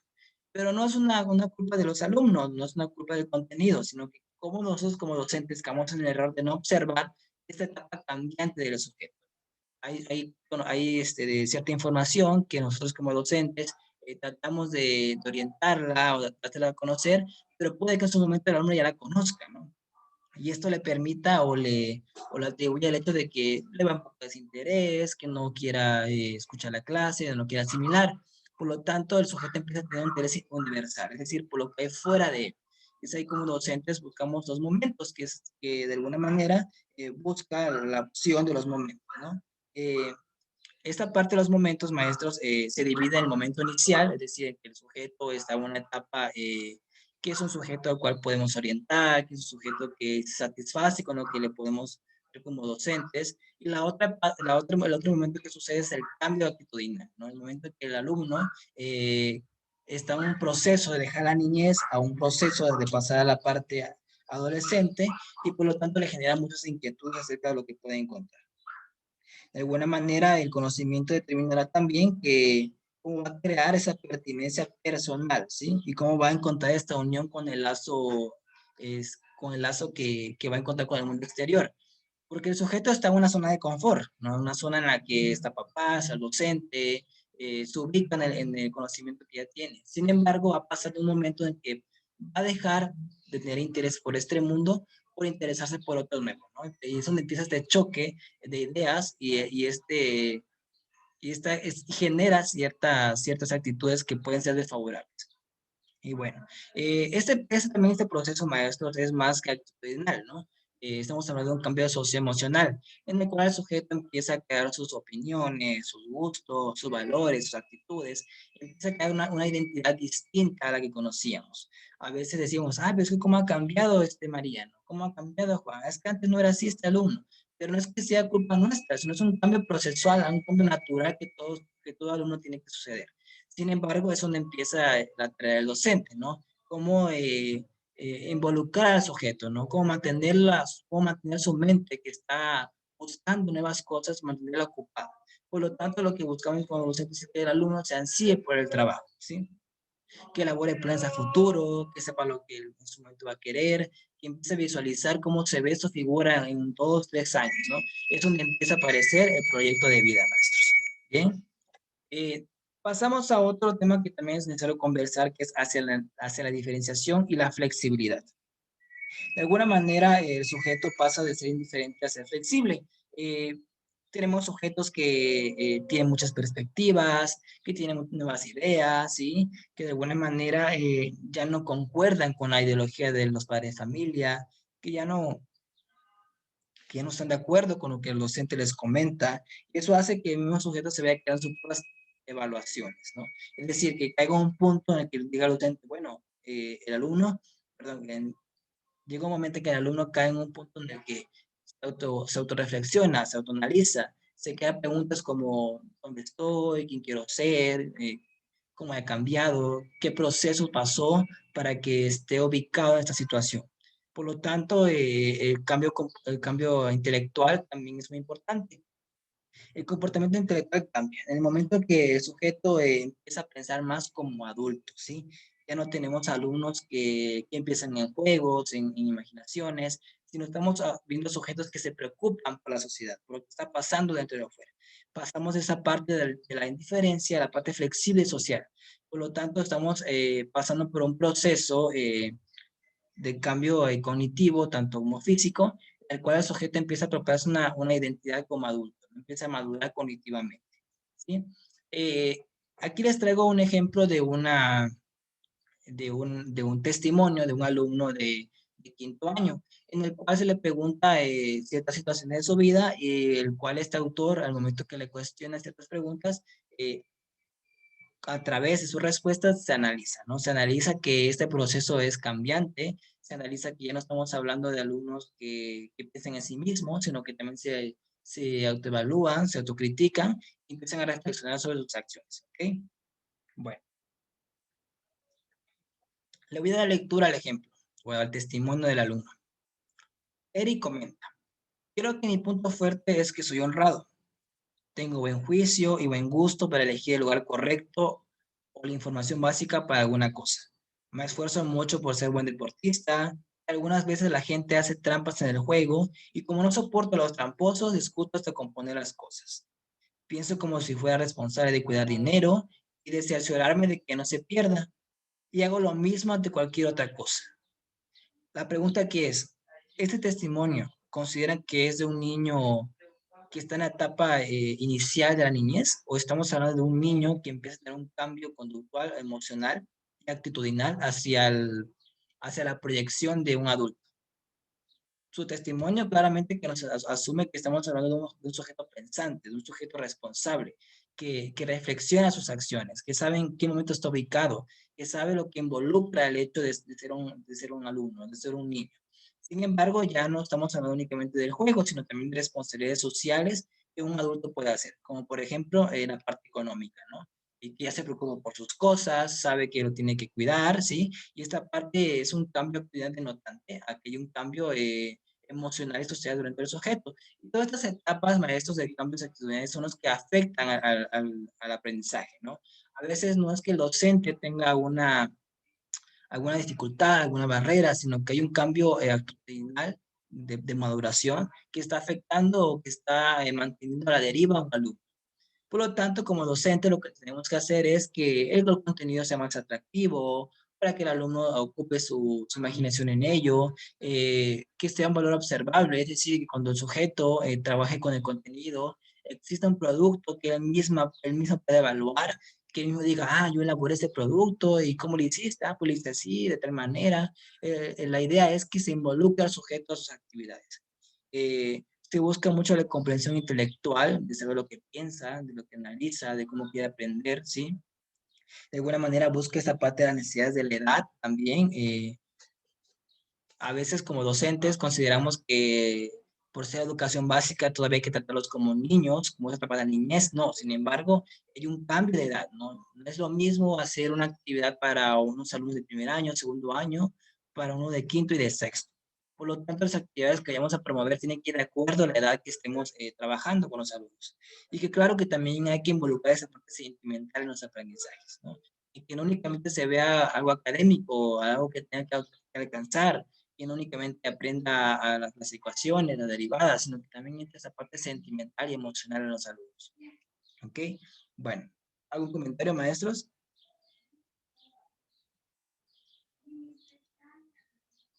¿Todo bien hasta acá? Ok. Bueno, era importante o es importante conocer ese tema del cambio de actitud de los niños, porque siempre hemos analizado cómo aprenden, ¿sí? Sus preocupaciones, saber sus necesidades, pero siempre nos ocupamos de la parte académica, ¿no? Nunca nos preocupamos por esa parte del proceso cambiante que viven los alumnos. De una manera, recordemos que el sujeto en educación básica, la niñez, tiene un fuerte cambio que va dirigido hacia la adolescencia. Y es donde ahí erradican o existen muchos de los problemas educativos que actualmente hemos conocido o percibido, como el desinterés educativo, como la deserción escolar, como las actitudes agresivas o actitudes favorables. A veces no es que el contenido no esté apto, sino que hay que saber cómo demostrárselo, ¿no? Cómo adaptarlo a su edad. Bien, ahora vamos a pasar, maestros, a otro tema, ¿sí? Este tema que vamos a conocer en este momento es un tema que es distinto a lo que venimos comentando. Vamos a dejar a un lado la educación o la importancia de la educación del niño para pasar a la parte cultural, a esa parte intercultural, de la multiculturalidad, ¿sí? Por lo tanto, vamos a hablar sobre el tema de educar en la diversidad cultural, lecciones aprendidas desde la experiencia en América Latina. Nuevamente, antes de comenzar, ¿hay algún aporte o alguna duda? ¿Todo está bien? Bueno. Bueno, en esta parte, maestros, vamos a conocer la importancia de la interculturalidad, cómo ha evolucionado, cómo se ha conceptualizado, cómo llegó la parte cultural al campo educativo, ¿sí? Bueno, ustedes muy bien han percibido que esta parte de la política estatal de la asimilación, de esa parte de la política estatal de la asimilacionista, de alguna manera busca o buscaba dar la idea de que la parte cultural no era apta en el campo educativo. Es decir, que no había cómo ubicar la parte cultural en el campo educativo, que no era necesario involucrar las culturas, que no habían metodologías para involucrar la cultura, que no existía una metodología de enseñanza, que no había contenido para poder incluir a las nuevas culturas dentro del campo educativo estandarizado en ese momento. Sin embargo, con el pasar del tiempo, con una serie de luchas educativas, digamos el reconocimiento constitucional de la pluralidad étnica, lingüística y racial de las naciones. En el momento que sabemos que de la importancia de la cultura, de la etnia, y que le damos el valor necesario educativamente, es donde empezamos a involucrar estas culturas al campo educativo, ¿no? Se empiezan a crear nuevos contenidos que se adapten a las lenguas madres del país. Sabemos que México es uno de los países más culturales. Se busca establecer un nuevo cambio en la educación tradicional que se ha manejado. Dejamos atrás la educación parametral que se venía dando para incluir esta parte de la cultura de América Latina, ¿no? pero hubo un problema, ¿no? Existió algo que no se veía venir, que de alguna manera que no se tenía en cuenta, que era parte de la multiculturalidad a la interculturalidad. De alguna manera, maestros, el concepto de multiculturalidad con interculturalidad van de la mano. Sin embargo, en este proceso de evolución, se le conoce a la multiculturalidad como el reconocimiento de las múltiples etnias, culturas, lenguas que existe en el mundo, ¿no? Sin embargo, un momento. Sin embargo, hubo un pequeño choque de ideas, ¿no? Un choque cultural, en el cual las multiculturas no se respetaban entre ellas y por lo tanto se evoluciona el concepto de multiculturalidad a interculturalidad, entendiendo a estas como la sana convivencia de todas las culturas para que se relacionen, se respeten, convivan, compartan ciertas ideas, ¿no? Por lo tanto, en el momento que abarcamos el concepto de interculturalidad, el campo educativo también avanzó. Hubo un avance educativo en el hecho de que pasamos de la interculturalidad que va de la mano con la equidad. ¿Okay? Bueno, eh, perdón, esta parte de la educación intercultural tiene tres conceptos bases, ¿no? Que para la UNESCO son la pertinencia, la convivencia y la inclusión. Para este organismo, estos tres conceptos son necesarios para que se pueda llevar a cabo la parte de la interculturalidad en la educación. Y bueno, en la parte de transitar del concepto de multiculturalidad e interculturalidad, se volvió un momento de relaciones entre distintas culturas, ¿no? Y lo que buscábamos, como les comentaba, era la sana convivencia, ¿no? La tolerancia y el respeto a las diferencias. Sabemos que como culturas tenemos puntos de vista, tanto económicos, sociales, religiosos, sobre la cosmovisión del mundo, y lo que se buscaba era esta parte, ¿no? La parte de la tolerancia de las culturas. Y por ello nos apropiamos del concepto de la interculturalidad.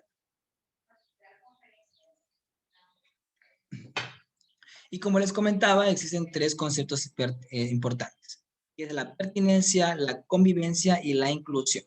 ¿Sí? Para la UNESCO pretende que estos conceptos vayan de la mano para que se pueda alcanzar el concepto de la interculturalidad. En el caso de la pertinencia, lo que se refiere es a la relevancia cultural y la significación de los aprendizajes que tienen lugar en la escuela.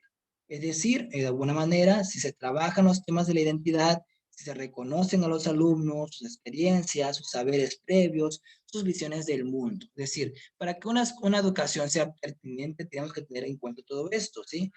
Los temas de identidad, la experiencia de los alumnos, la manera de ver el mundo, las condiciones, porque eso nos va a permitir que es pertinente, ¿no? Que la educación que estamos otorgando como docentes está respetando la parte cosmovisión del sujeto. Además, también lo que busca es la parte de la convivencia, de la nueva convivencia, y pues para formar la convivencia para la interculturalidad, pues implica una serie de situaciones, ¿no? Una de ellas es enseñar no solo sobre otras culturas, sino también que existan distintos puntos de vista, que existan los estilos comunicativos, interpretaciones de realidad, enseñar a resolver conflictos que surgen de las diferentes posiciones, enseñar a reconocer los derechos propios, tanto como los otros, y enseñar cómo se han dado históricamente hasta hoy. De alguna manera, esta parte de la convivencia busca esta tolerancia entre culturas, ¿no? Por ejemplo, ¿no? En mi caso, les voy a dar una experiencia educativa. Yo trabajo con una zona zoque, mis alumnos hablan una lengua zoque. Sin embargo, saben que el dialecto es muy distinto a la lengua, ¿no? La lengua es aquello que tiene un código, que tiene una estructura hablante, que tiene un sistema y por lo tanto se domina la lengua. Anteriormente también se hizo un cambio muy importante. Anteriormente se le denotaba a las lenguas como dialectos, con dialectos madres, pero no. Con evolución, al pasar a la interculturalidad, se les denominan lenguas, ¿no? Y dialectos son aquellas variantes de la lengua. Por ejemplo, ¿no? El zoque no es el mismo zoque que hablan en Copainalá, que hablan en Coita, ¿sí? Que hablan en Ocotepec. Es muy distinto el zoque que hablan de distintos contextos sociales. A esto se le llama variantes, ¿no? Y bueno, al ejemplo que yo iba, ¿no? En un salón de clases tengo ciertos alumnos que comparten el hecho de ver zoque. Sin embargo, hay dos, tres alumnos que son hablantes zoque, pero de Copainalá, ¿no? hay ciertas palabras que no son iguales a las de Coatepec. ¿Y qué empieza? Esta parte intolerante, ¿no? Este choque de ideas, este conflicto. Y claro, lo que se busca con la educación intercultural es la convivencia, ¿no? Por lo tanto, se buscaban estrategias que pudieran involucrarnos a la tolerancia, al respeto del otro, a respetar al hablante, a la manera en que se expresaba. Y esto buscaba, pues, resolver conflictos, ¿no? Y esto entra en la parte de la convivencia, ¿sí? Y por último tenemos la parte de la inclusión, que lo que busca o lo que consiste es en instituciones educativas que consideren al máximo la desigualdad de oportunidades de los jóvenes o de los niños y tomarlos como consideración importante. Es decir, como institución educativa, yo reconozco que voy a trabajar con una interculturalidad, por lo tanto voy a reconocer, ubicar cuáles son las necesidades o inquietudes de mis alumnos y atenderlos de una manera que puedan desarrollarse de manera individual como grupal en mi escuela, ¿no? Que se involucren en ella, que se sientan cómodos y que mejoren su aprendizaje. Pues por ello que la UNESCO busca la relación de estos tres conceptos, ¿no? La pertenencia, la convivencia y la inclusión. Maestros, ¿algún comentario hasta acá? ¿Alguna duda? ¿Vamos bien o qué?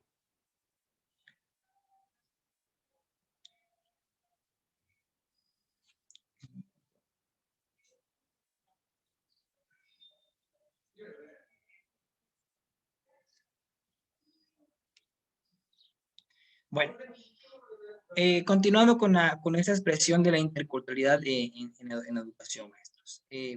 Para la UNESCO, como es uno de los organismos que se ha preocupado por la interculturalidad y el respeto de todas las culturas, promovió ciertos focos, ciertos puntos de análisis que son fundamentales para la interculturalidad en la escuela, ¿no? Es decir, que para que nosotros digamos que tenemos una escuela de interculturalidad, tenemos que ubicarnos en estos tres focos, ¿no? En estos tres temas. El primero que es la relación entre escuela y cultura comunitaria, la segunda son la relación prácticas pedagógicas y aprendizajes significativos, y la tercera es la relación entre gestión educativa y convivencia en la diversidad. Estos tres puntos, maestros, maestras, son esenciales para que tengamos una escuela intercultural, ¿sí? Estos temas se basan con subtemas que buscan alcanzar el objetivo, ¿no? Es decir, para alcanzar la relación entre escuela y cultura comunitaria existen ciertos ejes para poder lograrla. Uno de ellos es en el caso del primero, que es la relación entre escuela y cultura comunitaria, se pretende que la escuela incorpore a la comunidad. ¿Y cómo lo va a realizar? Bueno, de alguna manera busca o pretende que la comunidad incorpore los conocimientos y trabaje de manera colaborativa en relación con la escuela. Esto nos va a permitir que el sujeto promueva procesos de enseñanza-aprendizaje, tanto formales como informales. Y además lo que se involucra es que también estén dentro de ella los padres de familia, ¿sí? Que los docentes también se involucren en la comunidad, ¿sí? Que ciertas experiencias que han pasado anteriormente sean utilizadas para la mejora de cambio. De alguna manera se busca que entre la escuela y la cultura busquen un desarrollo cultural y un desarrollo económico. ¿Sí? ¿Cómo se busca esto? Pues cada uno va a trabajar desde su ámbito para el mejoramiento o el desarrollo de la comunidad. Recordemos que en ámbitos rurales, ubicando en ese ejemplo, la escuela es un actor social, una institución social que demanda mucho la calidad de sus estudiantes y de sus ciudadanos. Por lo tanto, la comunidad con la escuela tiene que trabajar de manera muy amena de la mano para que puedan colaborar de alguna manera a esta parte del mejoramiento de la comunidad y de la escuela. Ustedes saben muy bien, hay padres de familia en la parte de las escuelas donde se escucha o se tiene el renombre de una cultura madre, que el docente se involucra mucho con los alumnos o con los padres de familia. Y normalmente como docentes cometemos el error de que, bueno, yo estoy en una comunidad de hablante jolabal, por ejemplo, y como no es mi cultura, yo realmente no la reconozco y no me apropio a ella, lo que hago es que doy clases y me voy a encerrar a mi cuarto. No, o sea, lo que se busca es esta incorporación, ¿no? Esta parte de que también el docente se involucre con las tradiciones, con el uso de costumbres de la comunidad, para que se pueda ir apropiando y trabajando de manera colaborativa, ¿no? Además, el beneficio del crecimiento de la sociedad y de los alumnos. ¿Ok? Bueno, el segundo eje para alcanzar esta relación es que las escuelas adapten el currículo y la enseñanza. Esto que hablando de contextualización es que se contextualicen a los contextos de vida y cultura de las comunidades indígenas, afrodescendientes u otros, ¿no? Recordemos que hablando de cultura, únicamente hablamos de culturas mexicanas, sino también de las culturas que provienen de otros países. Por lo tanto, para responder este eje, se busca la relevancia en que las necesidades de las escuelas se adapten al currículo, se adapten al currículo. Eso tiene que ver mucho con la parte del aprendizaje situado, como les comentaba. Y lo que busca es que este currículo le permita a los educandos aprender de inmersos grupos de manera dinámica, con problemáticas culturales, con problemas sociales y económicos, y que estos mismos aporten ciertas propuestas de solución. Además que uno de los primeros pasos para alcanzar es que se busquen o se trabajen mediante proyectos que respondan a los problemas y las demandas que exigen el desarrollo educativo local. Y claro que es muy importante también recalcar que esto parte de un diagnóstico. Por lo tanto, maestros, maestras, se busca que mediante este eje, todas las actividades que realicemos, tanto de manera formal como informal, las actividades en clase, los productos, las maquetas, se involucren con su contexto social. Es decir, que se ha referido a ello para que el sujeto se apropie al currículo y se sienta parte de la escuela, ¿sí? Y esto de alguna manera, pretende que los proyectos revelen la cultura local y que se genere una especie de emancipación o una parte de promoción cultural, ¿sí? Y bueno, esto es lo que hace que hay escuelas que promueven este currículo relacionado con la cultura y hace que la comunidad prospere, ¿no? Se promueva a sí misma. Bien, la segunda eje es la relación prácticas pedagógicas y aprendizajes significativos. Esta parte o este foco, maestros, va relacionado con la parte didáctica, con la manera en que nosotros como docentes nos involucramos en la enseñanza. Lo que busca es puntualizar en que los alumnos son protagonistas activos de sus propios aprendizajes. De alguna manera buscamos fortalecer la identidad cultural del niño que comprende la capacidad de generar ambientes propicios para el diálogo creativo y constructivo, porque de alguna manera sabemos que estos aprendizajes se construyen entre ellos mismos. En el momento que nosotros le asignamos la responsabilidad al sujeto de aprender por sí mismo, también le permitimos el desarrollo social de su comunidad. Bien. Y además que se promueve el aprendizaje significativo, porque de alguna manera el sujeto construye su propio aprendizaje. Además, lo que pretende también es que el sujeto aprenda de una manera dinámica, natural con la cultura, y que también construya su propia identidad como sujeto. Y que además, es algo muy importante en esto, maestros, maestras, es que se encuentra en apropiación cultural. Es decir, yo como sujeto me involucro en mi comunidad, respeto mi comunidad, y si en su momento yo salgo de mi contexto, también voy a hacer lo mismo. Es decir, el sujeto se apropia de su cultura en cualquier momento. ¿Sí? Y además lo que también se busca es que se trabaje de manera interdisciplinaria, ¿no? Que se involucre la parte integral con otros espacios educativos, que se involucre con otros niveles educativos, que no únicamente se trabaje, por ejemplo, si yo soy de una escuela primaria, también es permisible que pueda trabajar con el maestro de preescolar, con el maestro de secundaria, ¿sí? Para que esto me permita un bagaje pedagógico que me permite integrar nuevos contenidos a mi enseñanza, ¿no? Y además que busque que las actividades educativas fuera, se busca promover las actividades fuera del aula, que resultan como un mecanismo ideal para aprender. Como ustedes saben y sabemos, facilitan no solo el descubrimiento y la exploración, sino que también la observación directa de sus fenómenos sociales. Es importante que no mantengamos a los alumnos en nuestras cuatro paredes, sino que también nos involucremos a los problemas sociales, que observen, que analicen lo que hay fuera de ellos. ¿Sí? Y el último foco que tenemos es la relación entre gestión educativa y convivencia en la diversidad. Esta parte de la gestión educativa y convivencia en la diversidad, estamos trascendiendo el concepto de comunidad, de aprender la didáctica a pasar a la parte gestiva o administrativa, ¿sí? De alguna manera, esta parte institucional lo que busca es que generemos un proyecto educativo de atención a la diversidad para ser efectivo. También tiene que promover, hay que tener en cuenta que todos los actores de la escuela están debidamente participando, ¿okay? Y que deben de representarlos. Por lo tanto, se involucran a los padres de familia, al ayuntamiento, o si es un comisariado ejidal, ¿sí? Esta parte de las autoridades sociales, a la parte de salud también, ¿sí? Que se involucren en esa parte gestiva de la educación. ¿Por qué? Porque nos permite gestionar nuevos recursos que lo van a enriquecer nuestra infraestructura de la escuela, ¿no?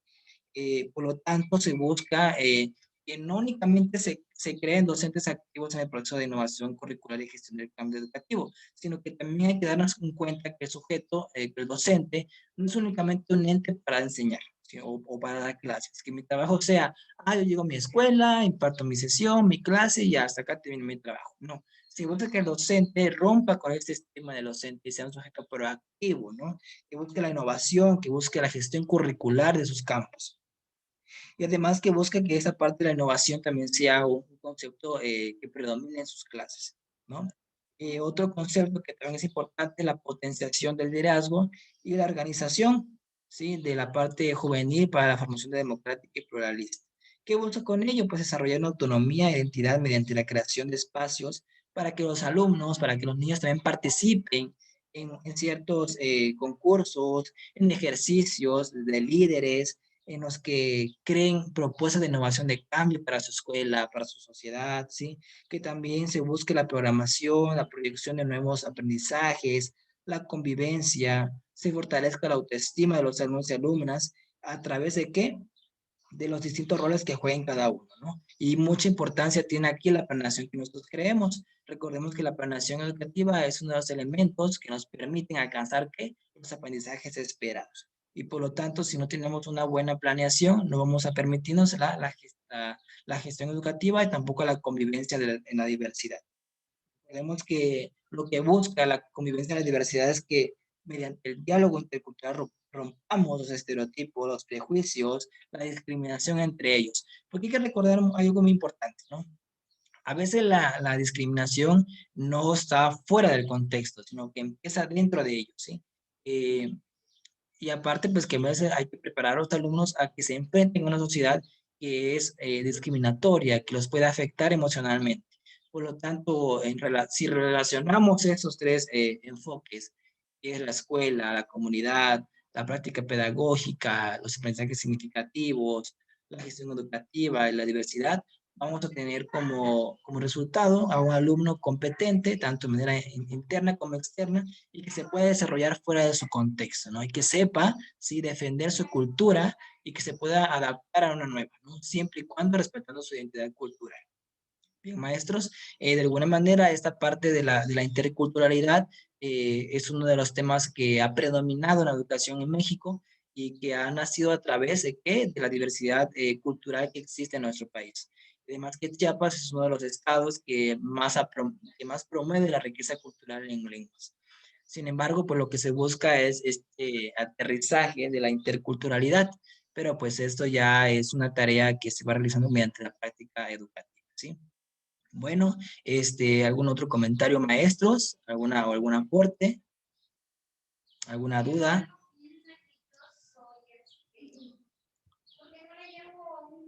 ¿No, maestros?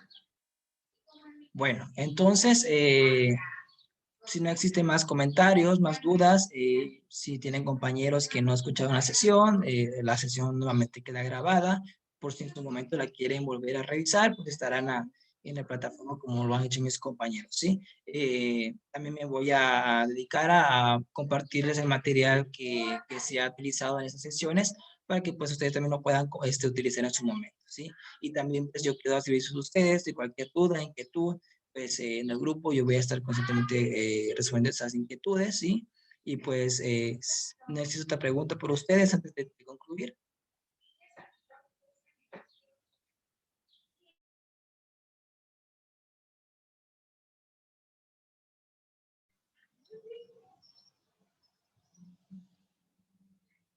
¿No, maestros? Bueno, entonces, de mi parte, pues sería todo. Yo espero que esta sesión haya enriquecido los temas que tenían, que son de importancia para revisar en este proceso que ustedes van a llevar, ¿sí?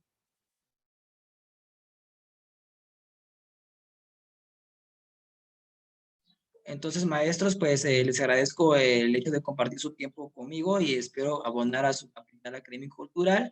Y pues, como les comento, voy a estar con ustedes pendientes en los grupos y les voy a estar enviando los materiales necesarios, ¿no? Y todo el material y el contenido académico que hemos revisado. Bueno, maestros, pues les deseo una excelente tarde, éxito en sus metas y espero que ese objetivo que tengan sea alcanzado, ¿sí? Éxito para todos.